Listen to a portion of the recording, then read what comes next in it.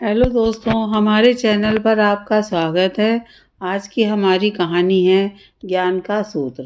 एक युवक ने विवाह के 2 साल बाद परदेश जाकर व्यापार करने की इच्छा पिता से कही।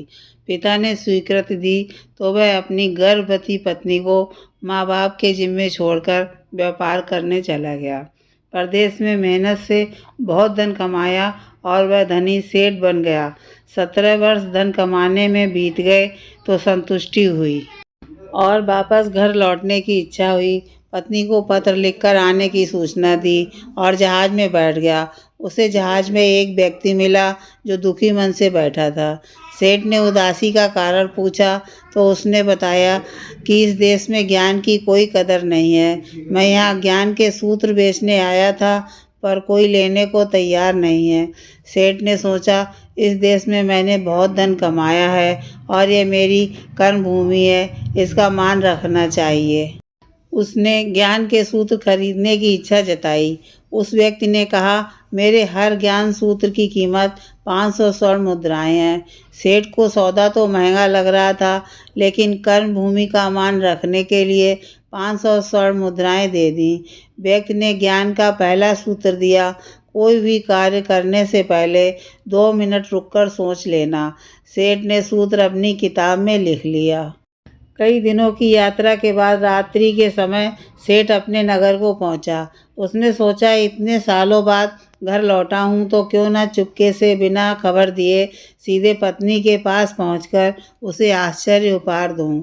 घर के द्वारपालों को मौन रहने का इशारा करके सीधे अपनी पत्नी के कक्ष में गया तो वहां का नज़ारा देखकर उसके पांव के नीचे की जमीन खिसक गई।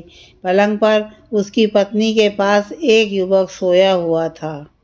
अत्यंत क्रोध में सोचने लगा कि मैं परदेश में भी इसकी चिंता करता रहा और ये यहाँ अन्य पुरुष के साथ है। दोनों को जिंदा नहीं छोड़ूंगा। क्रोध में तलवार निकाल ली।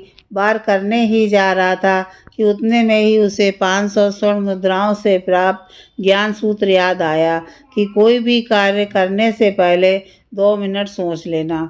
सोचने के लिए रुका, तलवार पीछे खींची तो एक बर्तन से टकरा गई। बर्तन गिरा तो पत्नी की नींद खुल गई। जैसे ही उसकी नज़र अपने पति पर पड़ी, वह खुश हो गई और बोली, आप कब आए? आपके बिना जीवन सूना सूना था। इंतजार में इतने वर्ष कैसे निकल गए मैं ही जानती हूँ। सेठ तो पलंग पर सोए पुरुष को देखकर कुपित था। पत्नी ने युवक को उठाने के लिए कहा, बेटा जाग, तेरे पिता आए हैं। युवक उठकर जैसे ही पिता को प्रणाम करने झुका, माथे की पगड़ी गिर गई। उसके लंबे बाल बिखर गए। सेठ की पत्नी ने कहा, स्वामी, यह आपकी बेटी है। पिता के बिना इसके मान को कोई आँच ना आए, इसलिए मैंने इसे बचपन से ही पुत्र के समान ही पालन पोषण और संस्कार दिए हैं। यह सुनकर सेठ की आंखों से अश्रुधारा बह निकली। पत्नी और बेटी को गले लगाकर सोचने लगा कि यदि आज मैंने उस ज्ञान सूत्र को नहीं अपनाया होता तो जल्दीबाजी में कितना अनर्थ हो जाता। मेरे ही हाथों मेरा निर्दोष परिवार खत्म हो जाता।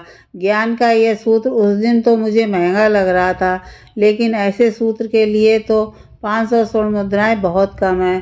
ज्ञान तो अनमोल है। इस कहानी का सार यह है कि जीवन के 2 मिनट जो दुखों से बचाकर सुख की बरसात कर सकते हैं, वे हैं क्रोध के 2 मिनट।